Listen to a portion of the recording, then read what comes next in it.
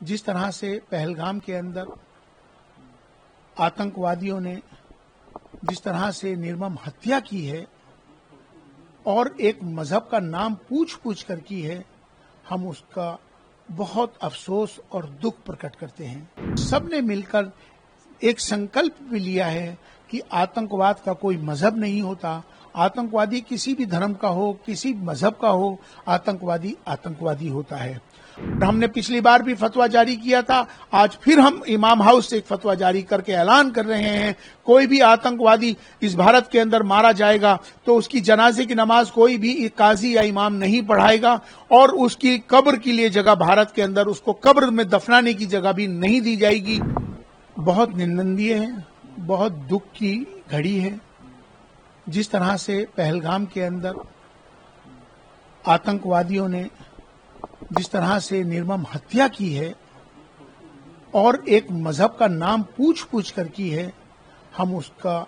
बहुत अफसोस और दुख प्रकट करते हैं। आज इमाम हाउस में सभी धर्मों के धर्म गुरुओं ने एक साथ मिलकर उनको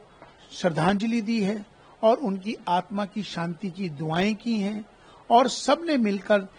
एक संकल्प भी लिया है कि आतंकवाद का कोई मजहब नहीं होता, आतंकवादी किसी भी धर्म का हो, किसी मजहब का हो, आतंकवादी आतंकवादी होता है।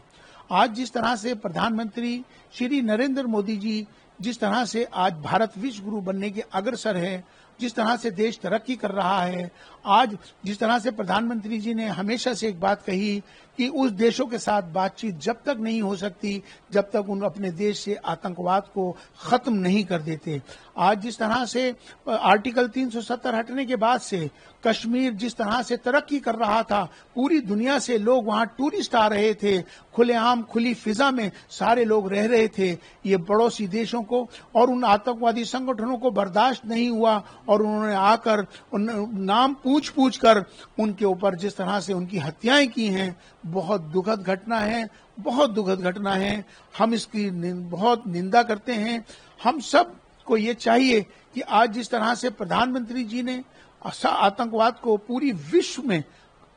विश्व के साथ यूएन में खास तौर पर भारत ने ये तय किया है कि आतंकवाद को पूरे विश्व से खत्म किया जाएगा, तो हमने सबने मिलकर भी यही कहा है कि अब सबके जिम्मेदारी के साथ साथ सरकार अपना काम करती है, लेकिन धर्म के लोग उनकी अपनी जिम्मेदारी है, धर्म गुरु अपनी अपनी जगहों से इसका ऐलान करेंगे। आज मैं चीफ इमाम होने के नाते पूरे भारत की 5.5 लाख मस्जिदों से आज से हमारे यहाँ हर मस्जिद में उन शहीदों के लिए श्रद्धांजलि दी जाएगी और आने वाले जुमे में आतंकवाद के खिलाफ हर मस्जिद से तमाम इमामों को ऐलान कर दिया गया है कि आतंकवाद के विरोध वो अपना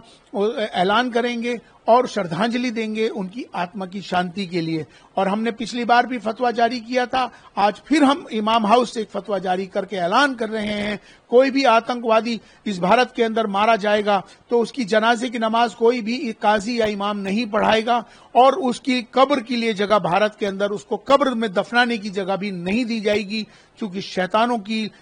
की जगह ये भारत नहीं है। तो हम सब मिलकर आज इस आतंकवाद के खिलाफ खड़े हो गए हैं, सभी धर्म के लोग इकट्ठे हो गए हैं। तो आज पूरा देश गमगीन है, दुखी है, ये हमारा परिवार है। हम सबको एक होकर आतंकवाद के खिलाफ इस मुहिम में खड़ा होना होगा।